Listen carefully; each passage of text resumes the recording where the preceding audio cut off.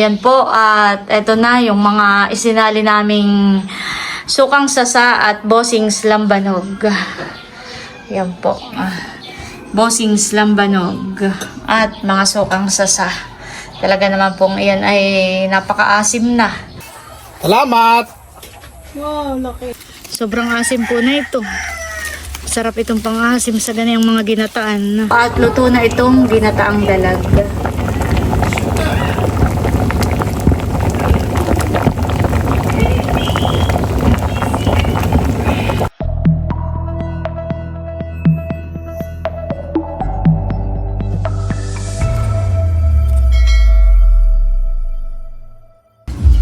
Ayan po, at nagsasaling na po kami ng mga alak.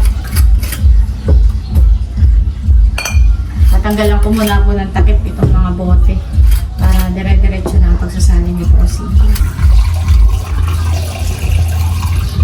Bango ng amoy yan eh.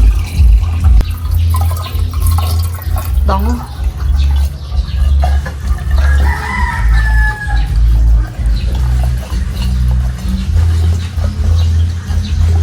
Bali, 10 bote na lang po itong sasalin na namin ni Bossing. Naubos na po ang aking mga bote. Papa-order uli ako kay Janet. Ayan po, at nagsasali na si Bossing ng suka dito po sa 1.5. Talaga namang kulay itim na. Yan po ay maasim na. Yan naman pong pitsil at saka yung borokal ay hinugasan na po ni Bossing. Ayan po ang suka. Dati po ito'y kulay puti. Ay sa kinatagalan po ay nagkukulay itim na. Mas lalo pong umaasim. At habang si Bossing po ay nagsasalin ng mga suka dun sa 1.5. Ako naman po ay maglalagay ng sticker. Dito po sa alak. Nilagay ko na po dito sa box at baka po mamaya ay matumba, ay mabasag pa. Ang konti na nga ang ating bote, baka madisgrasya pa.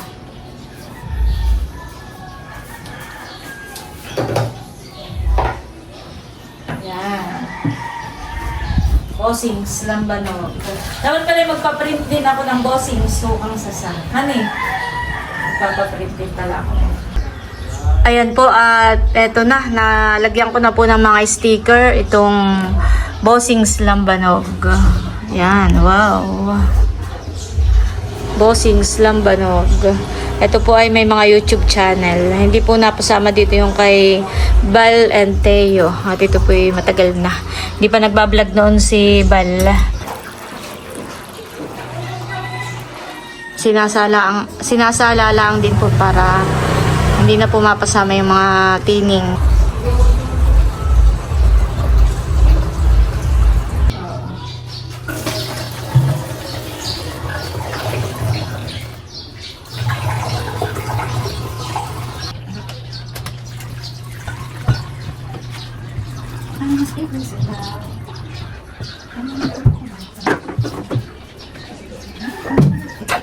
Ayan po, at eto na yung mga isinali naming sukang sasa at bossings lambanog.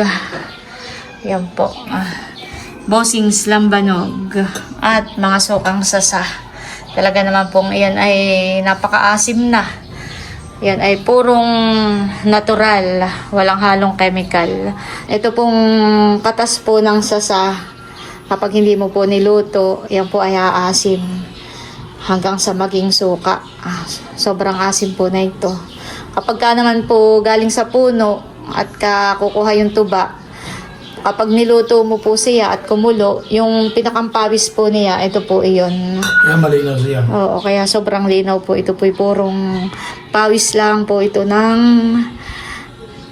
nito pong mga tuba. Ayan. Yung, di bagat pag nagsaing tayo, Bossing Honey, yung takip, mayroong pawis. Ay, ito rin po yun. Parang yung pinakang pawis po pag pinakuluan mo itong mga tuba. Kaya, ayun po. Kapag hindi nyo niluto, ayan, magiging suka. Aasim po siya ng aasim. Ito po ang ating mga lambanog at sukang sasa na talagang purong natural. Walang halong chemical. Lambanog at sukang sasa ni Bossing. mga sukang sasa at bossings lambanog. Ayan. Ayan po, ipinasok ko na po yung mga nasa 1.5 at baka mamaya hindi kayanin itong lamesa bumigay. At si bossing naman po ngayon ay nagsasalin sa mga Wilkins. Ayan po yung, ito po yung kasasalin po niya. Oh, grabe itong isa, napakaitim. Yan po ay sobrang asim na. Yan po ay nag-iiba-iba ang kulay. Kapag bago pala ang pong kakukuha sa puno ng sasa, kulay puti. Tapos kapag tumatagal, nagkukulay yellow, nagkukulay orange. Tapos po yan, ganito hanggang sa maging kulay itim. Ayan, paasim may paasim. Noon ay minessage ako ni White at nag-alala. Sabi, ini, bakit itong sukay kulay itim na? Sabi ko, ay ganyan talaga yan. Kapag nagkulay itim na, ay mas lalong tumatapang ang asim. Tapos ay bossing, itong mga sukang ito ay ito'y patira na sa akin. May padating tayong bisita ngayong May. Siya ay nasa Amerika. Ay taga ano siya, taga Bulacan. Sabi sa akin ay, Ate Nels, gusto ko yung suka na kulay itim. Sukang sasa na kulay itim na ang gusto ko. Kibagat sa Bulacan ay doon na nga yung ano nga yun, yung sukang paumbong na nga baga. Dahil sa Bulacan po ay marami ring mga puno ng sasa at nagsusuka din po sila. Ay yung padating nating bisita ngayong May ay taga Bulacan siya. Ay kaya alam niya na talagang kapag kulay itim na ay talagang Dati taga-busing ngayon, may taga-Bulacan doon, namimili rin ko ng tuba. Sabi sa akin, Ate Nels, ang gusto ko yung kulay itim na suka. Kulay itim. Yan baga busing ay mag-iiba pang kulay pag nagkulay itim na. Ano? Balik sa dila. Ganayon. Mga ilang buwan siyang kulay itim. Abay ito hindi pagkagana ang itim na yung pag hindi babawasan ay lang. Pag hindi babawasan, hindi magbabago ang kulay. Pag binawasan yung lagayan, magbabago na uli ang kulay niya. Ayun po pala. At yan po ay pinaasim sa tapayan. Doon po siya. Paano nila tapayan? Yung mga Parang malaking banga. Doon po siya pinaasim. At kapag ka po ganitong mainit ang araw, ay mas mabilis po siyang umaasim. Parang tanda ko bossing yung iba binibilad pa natin na yan sa araw. Para po mas ano tiya, mas maasim. Ano meron pa? May isasalin pa.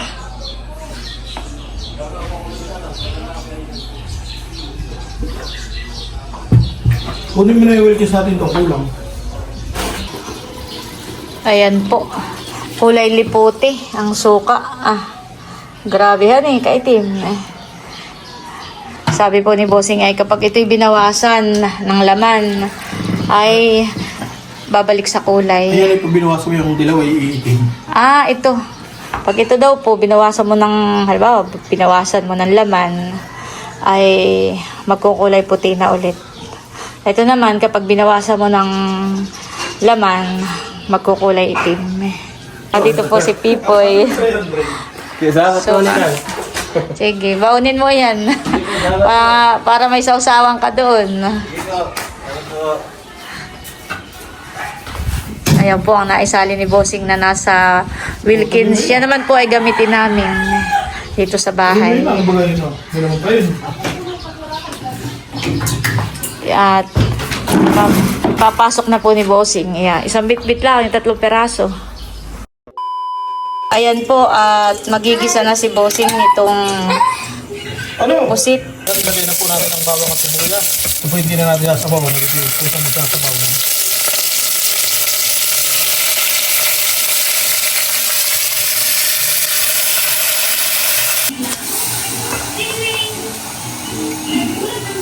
Ayan guys, update po dito sa niluto ni Bossing. Ayan po, luto na. At nagkasabaw na po siya. Ano yung kusang sabaw niya, Bossing? adobong pusit. Ngayon naman ay kami papunta sa bakura ni Teo.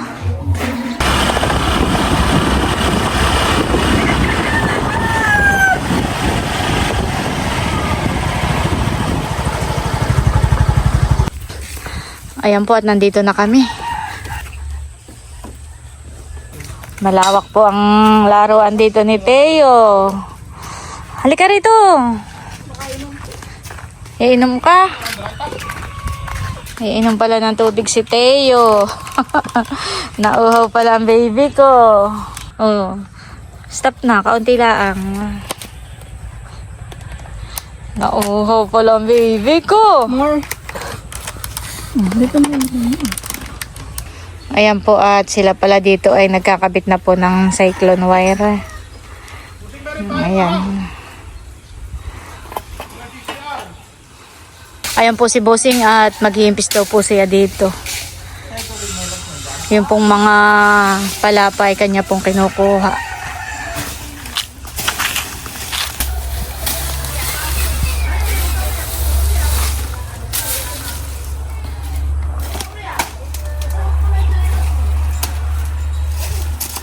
Dapat pala maputol din natin yung mga ganito eh.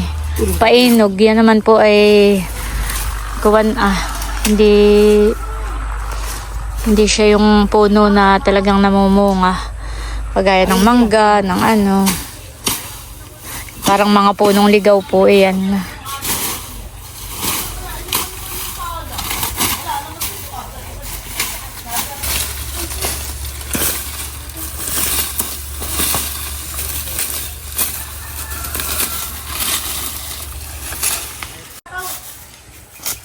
Sinindihan na rin po ni Bossing.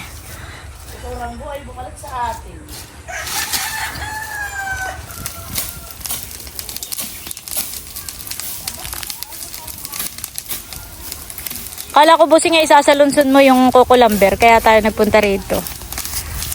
Okay na yun. Yung pagkakalagay. Parang okay lang naman han eh.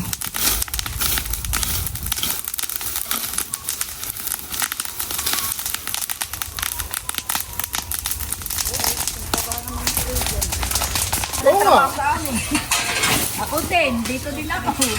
Ako na ba? Mamay nasubsub mo kayo yung paalin. Ay, malakas. Dala-dala yung pala. Si Bossing po dito na nagtatabas. Malakas sa Teo. Palis ka Ayan na at kami muna po pauwi na sa bahay. Alin, nasaan? Kinagat O, punta na kayo mo. Yan, oo. Bye-bye kay Mami. Yung dala. Bye-bye Mami. Kami daw po'y dadaan muna ka na Ma'am Grace at si Bossing po'y pinapahingi ng isang dalag. Ay amin pong dadaanan na rin. Doon lang naman po yun, sa may tapat po na yung truck. Yung ka na Ma'am Grace. Susunod natin ha. Hoy, fish! Oh, ay dami. Saan galing ito Ma'am Grace? Abay, kinurin ko nila. Saan? Doon daw sa gawak. Kailan? Nung isang gabi. Kapera kagabi, nung isang gabi. Dami. Oh. Parang binibihay lang mo na dito. Ay, lalaki. Ay, baka pumayat pag matagal nang nakabihay kuya eh. Wow! Ay, kibo ba gayan? Wala. Kaya lang nung po umalpas niya. Grabe po, daming hito. Malalaki. Hito o dalag? Dalag. Dalag.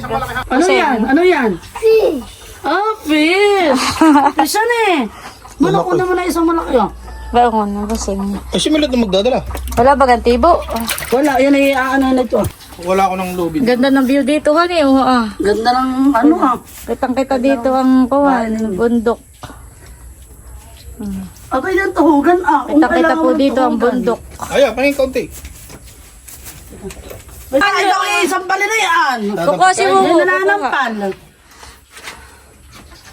Abay, kinakamay mo lang na ganyan. Laki. Kami nagkilo ng isang kilo. Ang isang peraso. Kanina. Lalaki, honey. Kabalantar. Ito pa. Kuhain mo na daw na yun, Bossing. Saka mo na lang talian. Abay, matindi yan. Kanakamay lang yung dalag. Nagwawala yung bisan eh. Ano na yan? Saan yan huli? Doon sa may mga limbok doon, mga lambak? Oo. Fishman daw, yun. Ah. Yun yata yung... Ay! Uy, laki na yung busing. Yan Yan, doon na sige. sa may... Papunta sa Ablayan. Nag-awak nga yun. So, ito nga kanyang lalagyan ay marami pa daw sa mahuhuli. Puno na naman. Wala nang lagayan. Oh, fish! Fish! Ay, nagwala na! Nagwala, baby!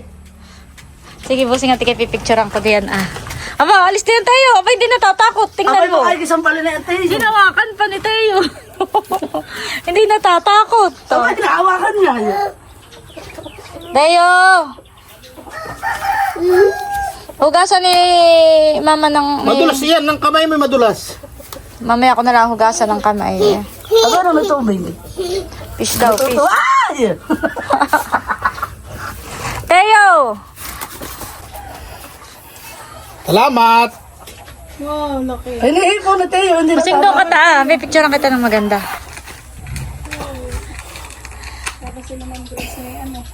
Si Bossing daw po ikukuha na rin dito ng dahon ng bilukaw. Gagawin po niyang pang-asim po doon sa dalag. Yung pasiti. Yan ang pinatabaan ko. Ganda ng palay ni Teo. Teo, tinan mo yung palay mo, oh. Baka wala nang isang buwan iyan, Ma'am Grace, anihin na. Tapusan daw ang ani na yan. Sabi ni tatay ay. Mag-aani na si Teo ng...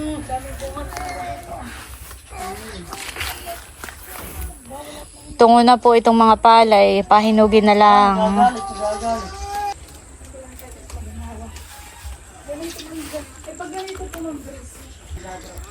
Yung mga talbos lang po yung ating kukuhain. Yung mga malalambot na dahon. Sobrang asim po na ito. Sarap itong pang-asim sa ganyan mga ginataan. Ano ba yung tinatanim sa ganito, Busing? Sa ngalaang? Ay ano? Namunga ito. Talagay ako diyan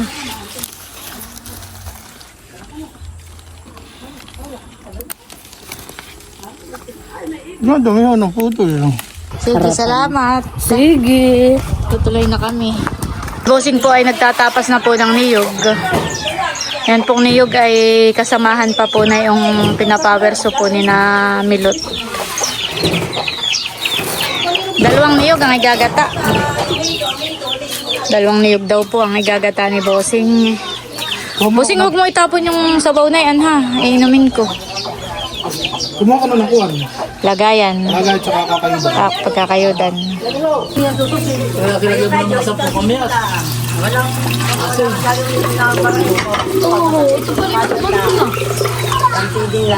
Nainitan ba ga? Ito kasi hindi. Kaya na po na. Nagpo ka ng lagari. O, Tia, gusto mo po ng sabaw? Kaserula. talagang mahina. Mga bata na ako na ako. Meron pa pala. Dapat pala yung matigas. Yung dati susukatan namin. Kakauntihan eh. Sabi nung Kakaunti ang sabaw. hindi pa naman yan kompleto. Wala pa namang basta na.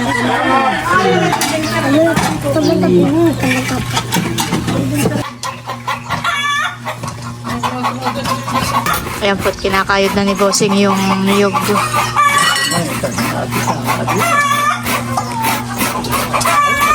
No.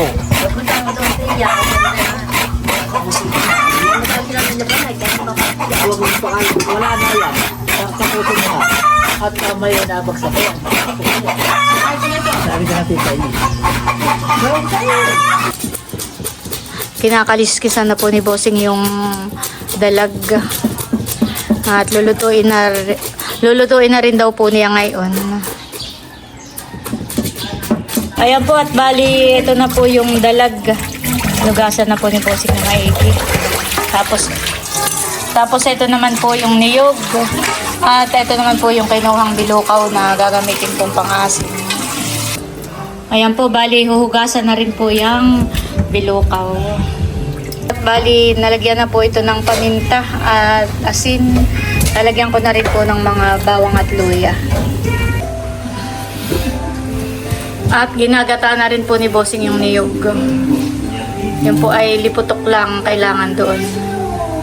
Kakanggata.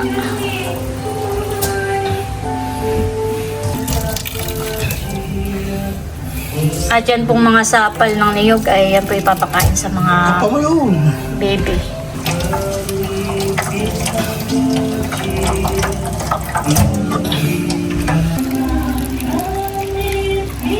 Ayan, update po. Kuluan na. At luto na rin po itong isda. At ilalagay ko na rin po itong kakanggata.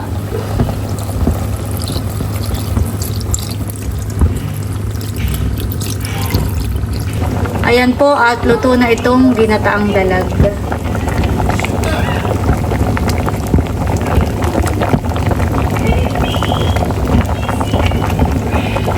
Po, at naghayi na dito sa isang hawong, tsaka po yung pusit. At nandito na po si Namilot, tsaka si Bal, kakain na po sila. Ang Kuya Tilat, dagdagan pa ninyo yung inyong dalag. Marami pa namang doon. Niluto ang papa. Isang peraso yung malaki.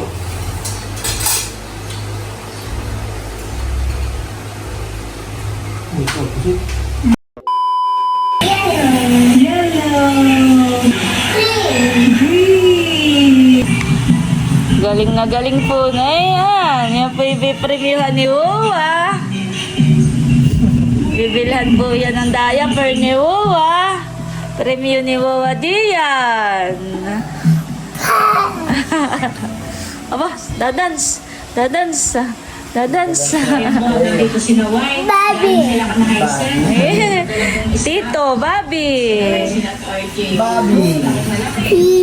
Bagong gising po iyan. Bagong gising. Premiuhan iyan ni Wawa. Ayan po, bali, dumaan muna kami ni Bossing dito sa Superdrug. Bibili lang po ako ng diaper. Kami lang po ay galing sa Nakal.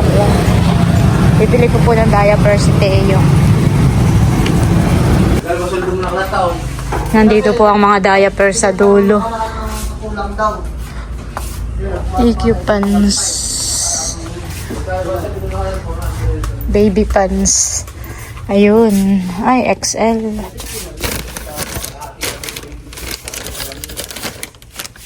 Parang puro medium. Ayan po, bali, ito yung pinabibili ni Milot. Double XL. Buti po tayo umabot ay isa na po.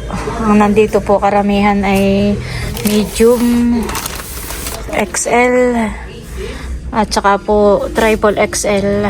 Buti tayo nakaabot ng double XL. Ayan.